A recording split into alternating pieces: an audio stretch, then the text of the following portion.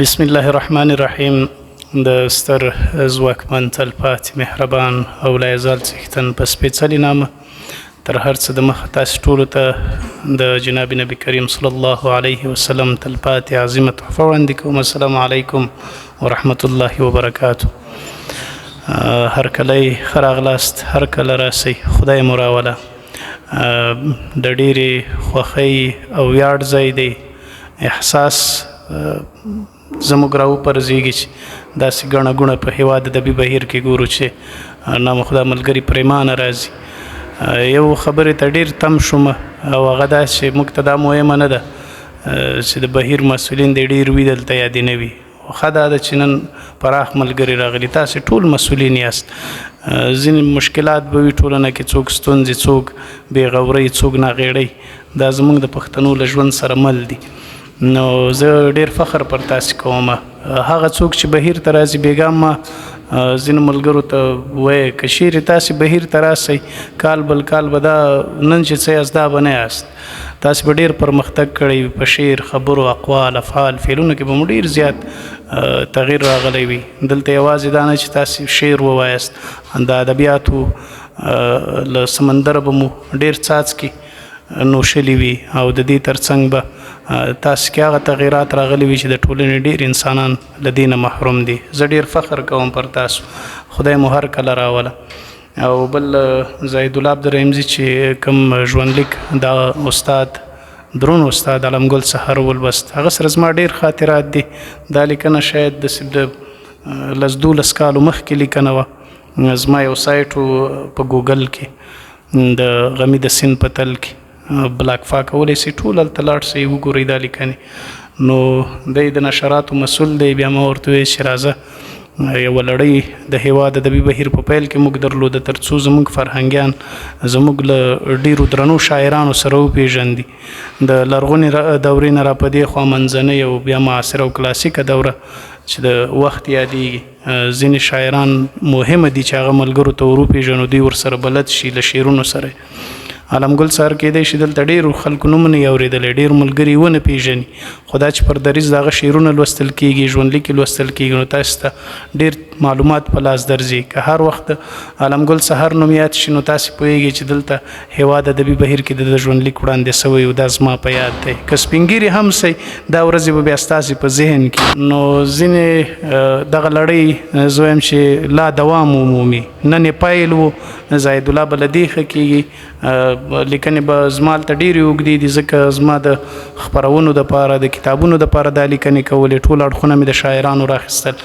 نو زاهد الله عبدالرحیمزی به هڅه وکړي چې لږ نوره هم لنډه سي، فقط 2.5 ورقو کې یا 2 ورقو کې راټوله سي. دا به ډېره ښه وي.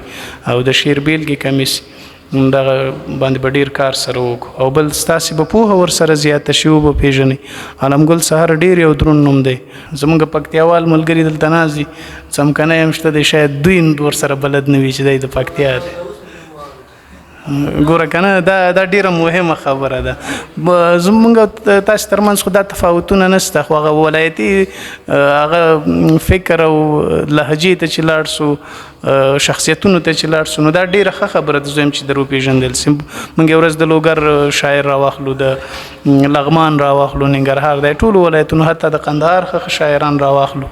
نو زه وایم چې دا لړۍ لا پسې دوام پیدا کړي، لنډه سي، دا به ډېر ښه وي. او زمونږ نن غونډه که څه هم ما آزاد بحث ته ځانګړی کړی او ما دا نه ویلي چې زه دې ودرېږم تاسو ته دې خبرې وکړم، لیکچر دې درکړم پر دې باندې، مرثیه د ادب په آینه کې. زه ستاسې پوهه معلوموم، زه ستاسې مطالعه معلوموم چې تاسې څومره مطالعه کوئ د اونۍ په اوږدو کې. خوب به ولې لاړ سئ، خوب به ولې راسئ، دا ښه کار نه دی.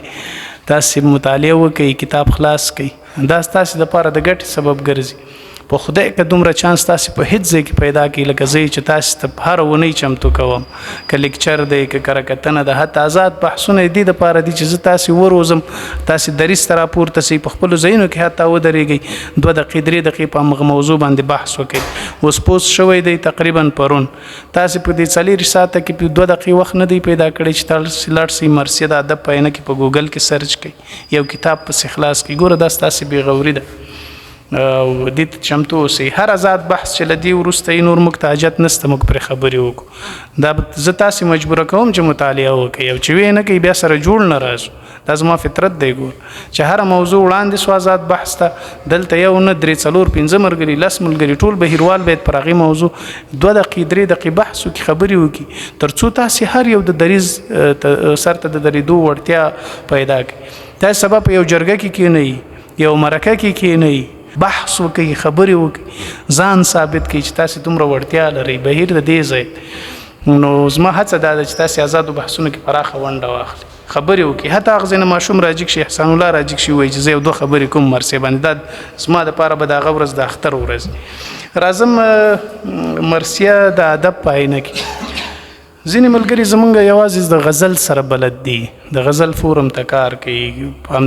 خو د غزل اصلا معنا او مفهوم یا د غزل توم نه دا نه ده چې ځوان شاعران پرې لګیا دي. غزل ډېر کار او زیار غواړي.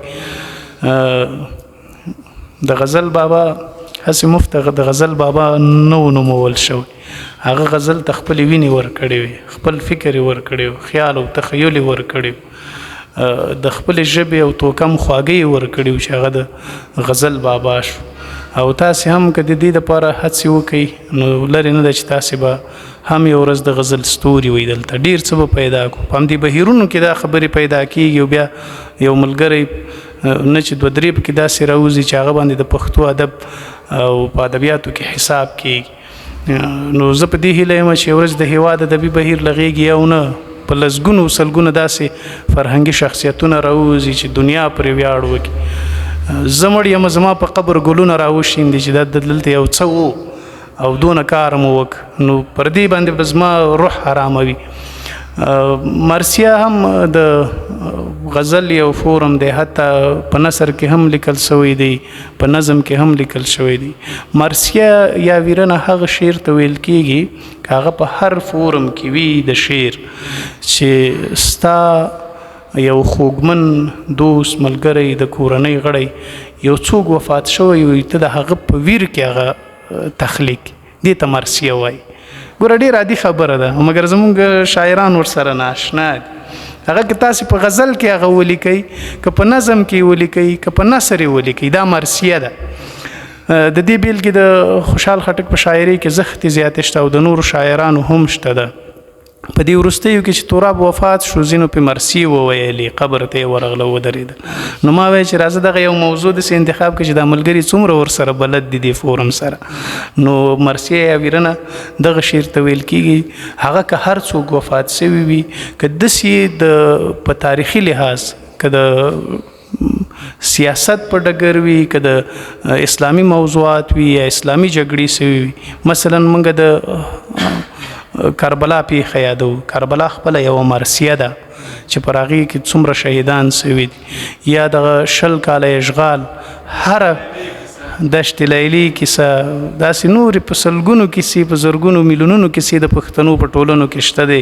او زموږ په اسلامي تاریخ کې خوندي دي چې هغې ته پرداز ورکول سوی دی او خوندورې مرسي پرې لیکل سوي دي. نو دا ډېره زیاته مهمه ده اهمه ده چې تاسې د هر فورم زده کړئ. تاسې به خپل شعرونو کې هم شاید داسې بیتونه ډېر تکرار کړي وي چې تر اوسه خپله پرې پوه شوي نه یاست چې دا ما څه لیکلي دي مرسیه ده. او ځینې ټول ملګري دا وایي چې زه غزل لیکم که نه غزل سره بلد خو نور اړخونو سره بیا بلد نه وي چې اصلا دا څه شی دی. نو مرسیه دغه شعر ته ویل کېږي او تاسې همیشه چې داسې څه لیکئ صحیح ده تاسې د غزل نوم ورته ورکوي چې غزل دی خو هغه په اصل کې چې کوم ټاکنه په ادبیاتو کې ورته سوي هغه مرسیه وي. تاسې یې ولیکئ خپلې طبع پې خړوب کوي ویې پنځوئ او همیشه دغه د مرسي کوم هغه چې دي اصول هغه بیا ډېر پراخ بحث غواړي دا ځانګړي اصول قاعده او قانون لري.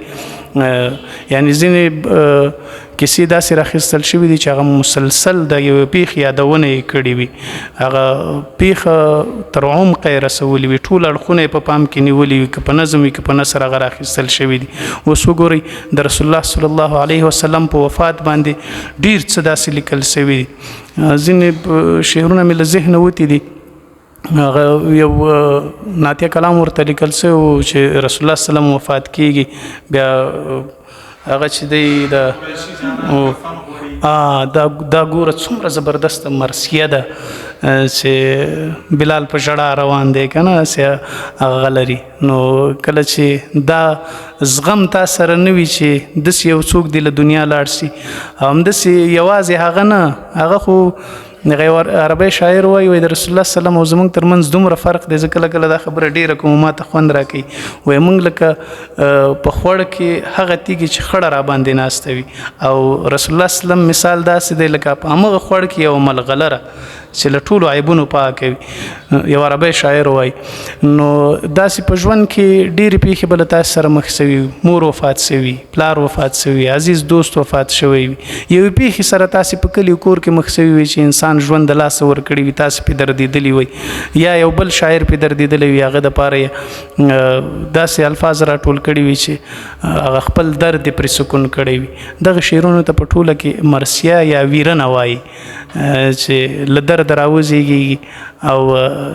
د یو دوست او د یو په ټوله کې د یو انسان په مړینه باندې په غم باندې تاسې ورسره شریک شئ او شاعر ځان ورسره مشترک وبولي نو دې ته وایي مرثیه هیله ده چې دې ته پام وکړئ او نور موضوعات مو چې وړاندې کول هر کله آزاد بحث کې به ګډون کوئ ټول هیله مې ده که څه پوښتنه لرئ په دې برخه کې زه په چوپړ کې مهرباني سامون صاحب په داخلو کې ځینې مرثیې ولیکل سوې شخصي افرادو ته لیکل خو سیدي هر سړی هر چا ته لیکلی سي خو دغه د لیکلو انداز بیخي داسې ساده خبرې وي که نه داسې راخیستل سوي وي چې یعنې هغه چې وګورې د نثر او د شعر بیخي توپیر نه کېږي هوبهو هغه نثري خبره یې په شعر کې راخیستل سوي نه هغه پکې هنریت پکې یا دومره مبالغه سوي وي چې هغه شخص دومره نه وي لکه څومره چې دوی هوا ورکړي نو دا تاثیر لري پرې او منن حتما پر دې بحث کوم ډېره ښه پوښتنه ده او همیشه له دغه ټکي رنځېږو څه وایي یو سړی پاو نه دی خو تا من کړی دی که نه خروار دی ترې جوړ کړی دی مرثیه شعر فورم بیل شی دی که پر دې یو د شخصیتونو خبره ده یو پر موږ په مرثیه باندې خبرې کوو دوی کله چې یو څوک شعر لیکي هغه که مرثیه وي که هر څه موږ لیکو د شعر په نوم یې لیکو نو هغه باید قوت ولري هغه باید هغه تشه ونه لري چې د یو په شعر باندې پوه انسان چې په شعر پوهېږي هغه یې اوري ورته وایي چې دا ډېر کمزوری شی نو زما اوس هم یادېږي دا ځینې ملګري اته 5 بیته 4 بیته شعر ولیکي بیا د غزل نوم ورکوي نو استاد ډاکټر بریالی جوړی په جرمني کې دی الله دې ژوندی لري نو هغه نه مې ورځ پوښتنه وکړه ما ورته زمان صاحب دا غزل چوکاټ خو اوس بیخي مات شوی دی خلک 3 بیته ته هم غزل وایي 2 بیته ته هم وایي چې لږ ته غزل ولري نو هغه ډېره عجیبه خبره وکوله وایي دا د شاعر کمزوري ده د غزل چوکاټ تر 2 بیتو دی 2 بیتونو نه بیت کم نه وي هغه غزل چې اصلا د غزل په نوم نومول کېږي نو هغه باید 2 بیته وي چې د 2 بیته نه کم دی هغه د شاعر کمزوري ده چې هغه خیال او قوت نسی ورکولی چې دا د 2 بیته په ښکلا باندې سنبال کړي نو دا د شاعر د کمزورۍ له وجې راواخلي 5 4 3 بیته یې جوړ کړي بیا وایي غزل دی نو مرثیه هم همداسې ده کم شعر چې لیکو هغه ټولې خوبیانې باید ولري چې د یو شعر نه موږ تمه لرو د یو شاعر نه موږ د هغې د تخلیق او پنځولو تمه کوو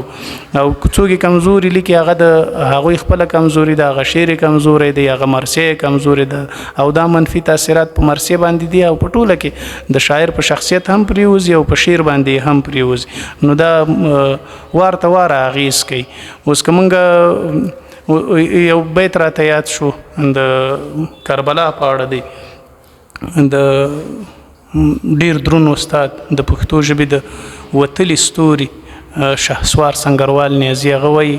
هر څوک غواړي چې نامتو لکه حسین شي کربلا ته بیا ډارن سرونه نځي اوس دا بیت وګوره قوت وګوره او ځینې مرثیې راواخله چې نن مثلا د زمان صاحب کېدی شي اشاره ډېره تراب صاحب ته وي چې ځینې شیان خلک وایي دا د ستا د مرګ خبر دی نه راځي تر ما تراب یعنی دا زه شعر نه ګڼم دا د شعر په معنا باندې یو ډول شرم زه احساسوم شعر هغه شعر دی چې احساسات او ولولې دې راوپرځوي په تا کې یو هیجان پیدا کړي زړه دې را بیداره کې ویښ دي کې چې ته هغه یو اصطلاح موږ لرو ډېر عجیبه ده شعر زه هغه ته وایم چې په اورېدو یې زما غونې زیږه شي غونې خو پېژنئ چې شته وایي کربلا والا بیت باور مو شکنه د بیتونه شته دی چې دا وړاندې سي زه ډېر وخت ولاکه ولرم او دغه کوم څه چې مو پخوا مطالعه کړي تر اوسه هغه راسره دي مطالعه سره کړي ولاکه پانتون را کړي قسم درته خورم نو زه وایم چې دغه شعر چې په موږ کې یو ډول سکون پیدا کوي روحي خوځونه راکې پیدا کوي او موږ راپرځوي د دې دپاره چې ملخلي راپورته سي د یو ښه شعر په اورېدو دا به همیش دپاره هغه په هر فورم کې وي هغه به زموږ زړه ته پرېوځي هغه د شعر له تعریفه هم همدا معلومیږي چې شعر هغه زړه راښکونکی کلام دی چې له یوه زړه راپورته سي په بل کینی او په اورېدو یې ځای یا فکر تغییر وکړي دا شعر دی زموږ دپاره نو چې ستا په فکر تغییر نه کوي ستا کې هیجان نه پیدا کوي تا کې ولولي او سکون نه راولاړي نو هغه شعر نه دی هر سړی نن د شعر په نامه بازار ګرم دی چې هر څه وایي خو تاسې داسې مه جوړیږئ تاسې کال 2 کاله 10 کاله 20 کاله وخت لري تر څو ژوندي یاستئ شعر باندې کار وکړئ چې پوخ سي مخته لاړ سي د 2 ورځې کاذب شهرت ته هیڅ کله خوشحاله نه سي دا هغه مثال لري د موږ پښتانه ډیر کاذب خلک دي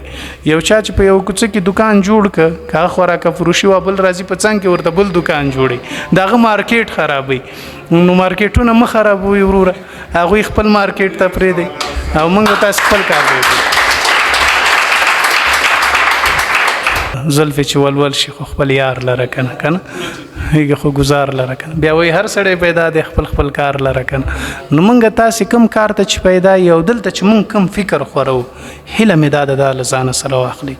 په خدای قسم درته خورم دا خو نن سیده خو تاسو چې کله د پانتون درشل ته ځئ هلته یو بل فضا وي یو بل څه پیدا کوي تاسو نور انسانان جوړیږي ګوره د کور راوځي ښوونځي ته ځي مدرسې ته ځي څومره تغییر پتا کې راځي کله چې پانتون ته ځي بیا څومره بدلون پتا کې راځي ما به چې هلته هغه شاعران لوستل د دوی ژوند او فن به مو زمان صاحب مطالعه کوو او دا ما مطالعه کړي زما ډیر ملګري وو زه به د فخر او ویاړنې نه په ځان کې نه ځایېدم نور به پر دې بحث کوو چې دغه په شعر وغږیږي ما به په خاطراتو بحث کوو لیکچرونه به مې ورکول چې زه علمګل سهار سره زه نږدې پاتې یم راته به په یو زنګ به زما خپرونې ته راته تلویزیون ته به مې راوت شخصي مجلسونه به مو سره کول نو زه چې د علمګل په سهار صاحب په ژوند ونه لیکم څوک به یې ولیکي که دلته تاسې ملګري زه درته وایم دغه هر یو خاطرات د هر ورځې له ځانه سره نوټ کړئ یو ورځ په تاسې کې داسې یو لوی سړی پیدا کېږي چې په دې ځای کې وي که نه چې هغه به ډېر لوی سړی وي او تاسو سره باغ خاطرات موجود چې تاسو ور سره په څنګه په چوکۍ ناست وي تاسو کتابونه خبرې پرې کولای شئ دا یو فرصت دی لدغه افیکټونو ګټه واخلئ یو بل ته ډیره مینه ورکړئ په درنښت قایل شئ او دغه کومه فضا چې الحمدلله د هیواد ادبي بهیر ده دا همداسې ژوندی وغښتلې وساتئ نو که نور څوک پوښتنې لري هیله د زمان صاحب پوښتنه مې ځواب کړې وي په مثالونو مې ځواب کړي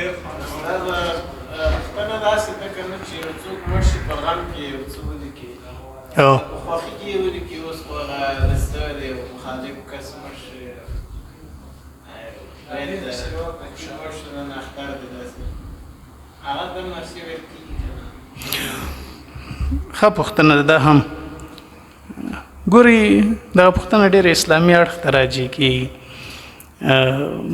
د شهادتونو خبره کوي او د عقدې نه یو خبره کېږي که نه چې څوک له چا سره هغه خوشحاله کېږي چې هغه هېڅ انسان ته لازمه نه ده پر دې خوشحاله سي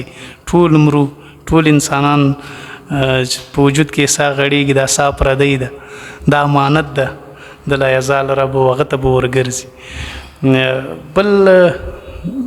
ځینې تصویرونه په دې 20 کاله کې موږ او تاسې ولیدل په تېره د جهاد او د ولولو کیسې کوو باور مو شه داسې خلک ما لیدلي دي چې مرګ ته یې خندل ویډیوګانې مو کتلي دي مرګ ته غاړې وتل پر دې ملګرو خوشحالي کوله دا هم یو ویرنه ده او هغه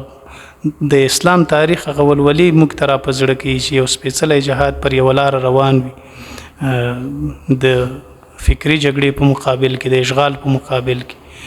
خو هغه چې د خوښۍ نه هم لیکل کېږي خو یو بیت د خوښۍ نه وي ورپسې ډېر بیتونه د غم نه هم لیکل کېدلی لیکل سوي وي ورپسې داسې نه وي چې ما زه ډېری اورم نو هغه خامخا یو بیت پکې داسې وي چې هغه ویرنه یا مرثیه پکې مکمله ثابته کی نور هغه ویرنه ده هغه مرثیه ده کاغه ته لغم ولیکي کله خوشحالي ولیکي کله زړه په خوشاله شي خو هغه د اسلام کوم اساسات او اصول چې دي چې زمونږ استاد زړه را پرځيږي اوس د مرګ منظر یو کتاب دی ما ول 17 کاله مخکې مطالعه کړی د عقیدې لپاره ډیر مهم کتاب دی باغی کې یو ځای وای هر انسان چې په شپه کې په یو شپه کې حدیث شریف دی چې د عائشه رضی الله عنها روایت دی وي په یو شپه کې چې هر انسان مسلمان شل ځلې د شهادت مرګ غوښتنه خپل پروردگار وکي نو هغه دویم د شهیدانو په ډله کې حسابي نو تاسو اوس فکر لزان سره وکي دا څنګه مرسیانه د یو شهید ته یو بل ملګری هم خوشحاليږي تا ورته وایي چې زه دې هم در سما چې زر در په شهادت ورسېږم کنه دا مرثیه در سره د سی واخله چې کله د یو څوک وفات شوی وي چې ته هغه د ستایلو حقدار وي چې ته په شعر وستای د هغه مرګ وستای هغه ویرنه ته پر خپسوي له احساسات د را پرځیدلی وی غلط زنه هغه ویرنه نه د جديل کاذب حالت وای چې تا ور سره دښمنی ده یا ور سره وقده لري دا اول ما مخکې اوله خبره اشاره تم دا وکړه چې دا هیڅ کار نه دی خبره ما خلاص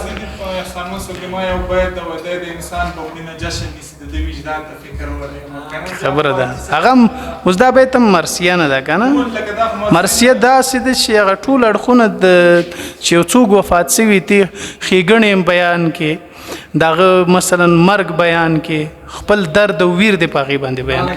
هغه کفریاد وی کسان دی وی کچیغي وی کوکی وی کستا اندرونی غم وی او چې د انسان په مرګ باندې ابراز شي او ستا په ذهن او فکر هغه توري را توي سی او بیا تی پر کاغذ باندې وکړي دا مرثیه ده ورو هغه کار څه صحیح چې موږ شاعران څه کوي وای چې هر ورځ د زلز غزل ولیکم چې میاش بعد یو کتاب چاپ دا ډیر غلط انګیزه ده دا ډیر غلط فکر دی په خلکو کې زویم په میاش کې تاسو یو غزل ولیکي په کال کې تاسو پوهیږي 2 کال کې ما شعر نه دی لیکلای نثر زل ډیر لیکم مثلا ادبي ټوټي لیکم لنډي کې ناول لیکم نور په ادبي مقالو باندې کار کوم تاسو راځي د څه شروع کوي نن چې کور تلاړي خپل ژوند لیکولیک نن چې څه په بهیر کې تیر شوی دي ما څه خبرې کړې دي زمان صاحب څه پوښتنه وکړي تاسو پوښتنه وکړي دا در سره ولیک لګ لګي هنري کوي هر ورځ د خپل یاداشتونو لزان سره واخلي زه درته ذمہواری کوم که تاسو کال بعد نه دی خلیکوال او بهترین لیکوال نه وي بیا زه په دې سټیج نه دریږم تاسو زحمت نه وباسي کړهو نه تیروي بے پروا یاست تیریږي لزینو خبرو تاسو سره به د یاداش کتابچه به دلته هر ملګری سره موجود وي چې واخه خبره اخلي تاسو نوٹ کوي لزان سره چې لاړې فکر پرې وکي هغه خبره را واخلي دغه مونږ چې کوم خبرې کو دا ټول نثر دی نثر چشته وای د خبرو ویشلو پاشلو ته وای دا خبرې تاسو چې ویشلې پاشلې دا را ټول کوي بیرته په خدای تاسو به هر یو لیکوال اوسئ خپل ژوند ځان نه شروع کړئ هر ورځ چې تاسو لکه مو پیښ سره مخ کېږي ما د خپل ژوند نه شروع کړی و د خپل کورنۍ له خوالو نه د خپل سپینګری پلار له دردونو اهونو تکلیفونو نه شروع کړی زه لیکوال لا اوسم لیکوال نه یم لا باید کار وکم چې پختګۍ ته ورسېږم لا شاعر نه یم لا ویان نه یم ژوند ډېر پاتې دی څو ژوند نو ډېر مننه وخت بیخي زیات ونیول شو قدرمن